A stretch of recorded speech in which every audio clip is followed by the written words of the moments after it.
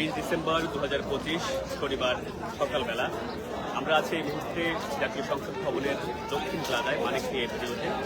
আপনারা জানেন আর কিছুক্ষণ পরেই বলা যায় কয়েক ঘন্টা পরে আজকে বেলা দুপুর 2টায় এই মানিকনী এভিনিউতে শহীদ ওসমান হাদির জানাজা অনুষ্ঠিত হবে এবং সেজন্যই আজকে ভোর থেকেই দেশের বিভিন্ন প্রান্ত থেকে মানুষ আসতে শুরু করেছে। এখনও জানাজা প্রায় 4 ঘন্টা বাকি সময় প্রায়, কিন্তু এরই মধ্যে মানিকনী এভিনিউতে অসংখ্য মানুষের মধ্যে ভিড় করতে শুরু করেছেন।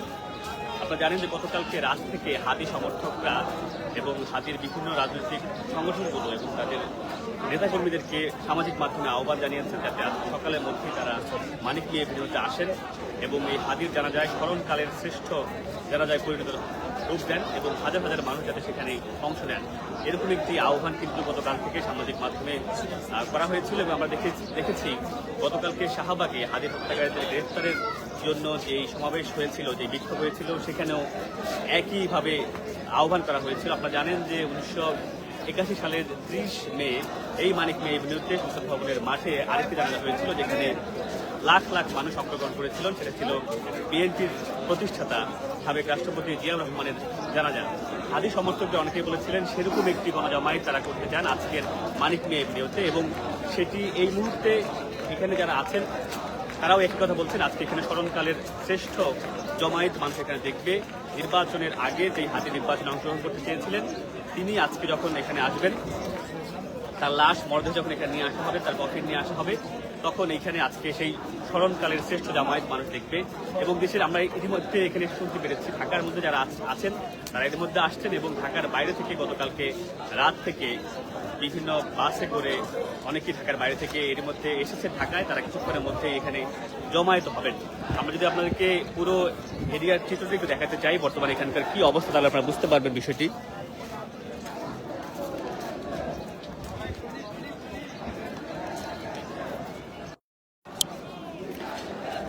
আজকে সকাল 10টায় যখন আমরা এখানে আসি, তখন একেবারে ফার্ম গেটের মেট্রো রেল থেকে কিংবা খামারবাড়ি থেকে সংসদ ভবনে আসার যেই রাস্তাটি,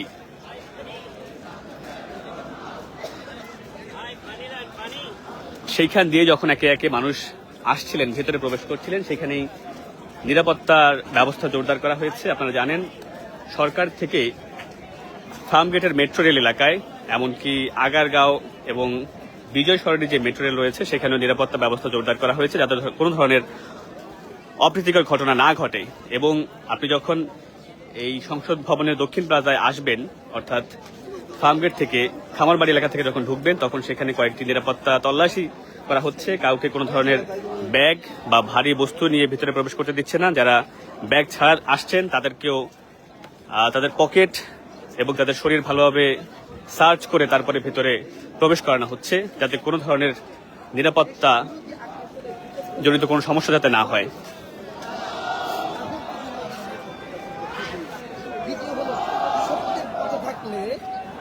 অল্প হায়াত পেলেও, অল্প জীবন পেলেও একজন মানুষের প্রতি মানুষের মহব্বত, ওরা দেশের ভালোবাসা কি পরিমাণ হতে পারে এর প্রকৃত সাক্ষ্য প্রমাণ হল ওসমান হাদি। আজকে আপনারা যদি দেখেন, অবলোকন করেন, সর্বশ্রেণীর মানুষ ওসমান হাদিকে মহব্বত করে এখানে এসেছে এবং শেষ পর্যন্ত আমি মনে করি এটা একটা ইতিহাস হয়ে দাঁড়াবে, বাংলাদেশের জন্য একটা ইতিহাস হয়ে দাঁড়াবে। এবং এটাও হতে পারে বৃহত্তম জানাজার জামাত এখানেই হতে পারে। এই জন্য আমরাও তার থেকে অনুপ্রেরণা, সাহস, শক্তি সঞ্চয়ের জন্য এখানে উপস্থিত হয়েছে, যাতে করে দেশ বিরোধীরা এটা যেন মনে করতে না পারে একজন ওসমান হাদিকে হত্যা করে তারা বিজয় লাভ করছে না, বরং তার জীবনের পরিবর্তে হাজার লক্ষ ওসমান হাদি এই দেশকে ভালোবেসে দেশের পক্ষ হয়ে এই দেশকে বাঁচাবার জন্য রাজপথে জীবন হেসে হেসে দিতে রাজি আছে। এটা তার বাস্তব প্রমাণ আজকের এই জন্য।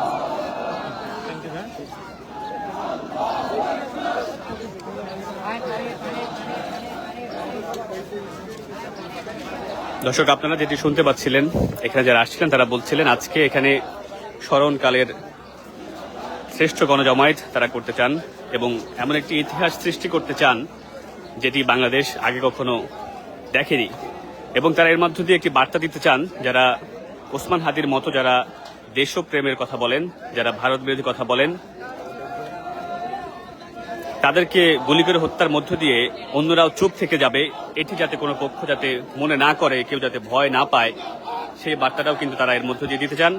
এই জমায়েতের মধ্যে তারা দিতে চান যে হাদি মৃত্যু হলেও হাদির সমর্থকরা এখনো জাগ্রত আছেন, তারা এখনো হাদির যেই আন্দোলন, হাদির যে লড়াই, হাদির যে চেতনা, সেটি তারা চালিয়ে যাবেন।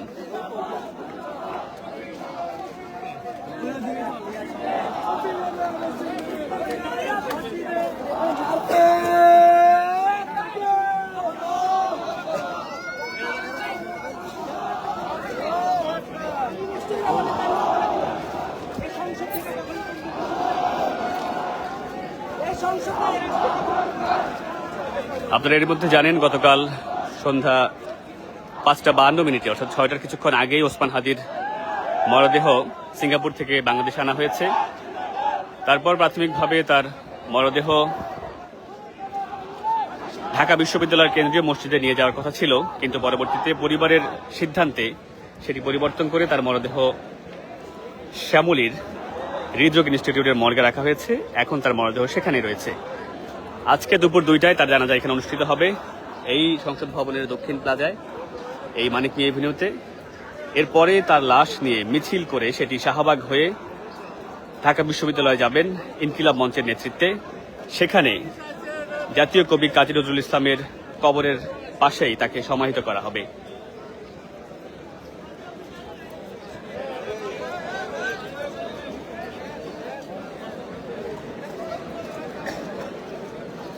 যেহেতু এখানে আজকে একটি স্মরণকালের শ্রেষ্ঠ গণজমায়েত করার লক্ষ্য নিয়েছেন হাদি সমর্থকরা, সেজন্য বিপুল সংখ্যক মানুষের আগমনের ফলে যাতে দেশের নতুন করে কোনো ধরনের নিরাপত্তার বিঘ্ন না ঘটে, কোনো ধরনের ধ্বংসাত্মকমূলক কার্যক্রম না ঘটে, কেউ যাতে কোনো ধরনের হামলা সৃষ্টি করতে না পারেন, দেশকে অস্থিতিশীল করতে না পারেন, সেজন্য নিরাপত্তা বাহিনী সজাগ রয়েছেন।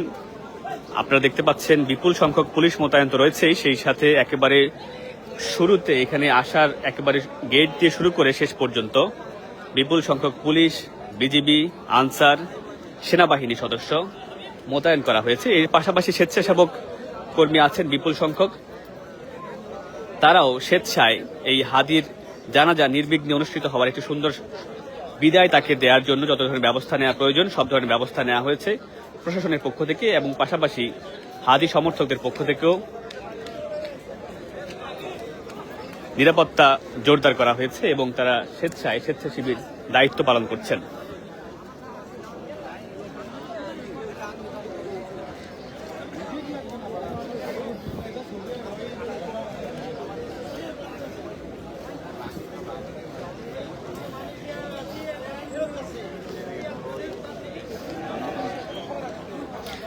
এর মধ্যে এখানে যারা এসেছেন তারা কিছুক্ষণ পরপরই স্লোগান দিচ্ছেন, স্লোগানে উত্তাল করে তুলছেন।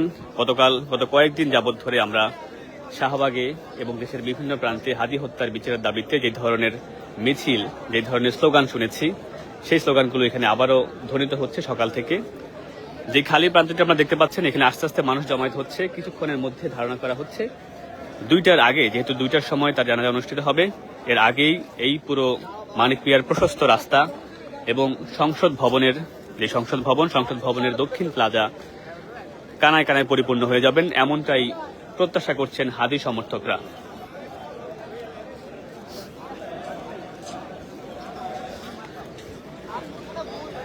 অনেকেই পতাকা নিয়ে এসেছেন, অনেকে মিছিল স্লোগানের পাশাপাশি পতাকা ওড়াচ্ছেন, মাথায় পতাকা বেঁধে দেশপ্রেমের কথা বলছেন। হাদি যে দেশপ্রেমে জাগ্রত করেছিলেন সবাইকে, সেই দেশপ্রেমের কথা বলছেন। আপনারা দেখতে পাচ্ছেন সংসদ ভবনের দক্ষিণ প্লাজায় যেহেতু হাদির জানাজা হবে, দক্ষিণ প্লাজার একটি প্রশস্ত বিশাল মাঠ রয়েছে, সেইখানে হাদির জানাজা হবে এবং সেইখানে প্রবেশ করা হবে। প্রবেশের জন্য যারা এখানে জানাজা জানাজা অংশগ্রহণের জন্য এসেছেন তারা একে একে ভেতরে প্রবেশ করবেন, কিন্তু যেহেতু সংসদ ভবন এরিয়া, এটি একটি সংরক্ষিত এলাকা, যাতে কোনো ধরনের অপ্রীতিকর ঘটনা না ঘটে, কেউ যাতে কোনো ধরনের বিশৃঙ্খলা করতে না পারেন, কেউ যাতে কোনো ধরনের নিষিদ্ধ দ্রব্য নিয়ে ভিতরে প্রবেশ করতে না পারেন, সেজন্য পুলিশ এর মধ্যে তল্লাশি শুরু করেছেন। এই গেট দিয়ে যারা প্রবেশ করবেন তাদের পকেট, তাদের শরীর ভালোভাবে যাচাই বাছাই করে তারপরে তাদেরকে ভেতরে প্রবেশ করতে দেওয়া হচ্ছে। আপনারা দেখতে পাচ্ছেন এর মধ্যে অনেকেই লাইন ধরে দাঁড়িয়েছেন যারা ভেতরে প্রবেশ করতে চান। ভিতরে একটি প্রশস্ত মাঠ রয়েছে, সেইখানে হাদির জানাজা অনুষ্ঠিত হবে, কিন্তু সেই মাঠে গণজামায়াত ধারণ করার ক্ষমতা মনে হয় সেটি উপচে পড়ে বাইরে চলে আসবে। সেই জন্য মানিক মিয়া এভিনিউর যেই প্রশস্ত মাঠ রয়েছে, আপনারা যেটি দেখতে পাচ্ছেন, এই রাস্তা মানিক মিয়া এভিনিউর যে রাস্তা রয়েছে, প্রশস্ত সড়ক, দুই পাশেই হয়তোবা কানায় কানায় পূর্ণ হয়ে যাবে। তবে যারা আগে এসেছেন আপনারা জানেন যে জানাজা অনুষ্ঠিত হবে 2টায়, কিন্তু এখন 11টার মতো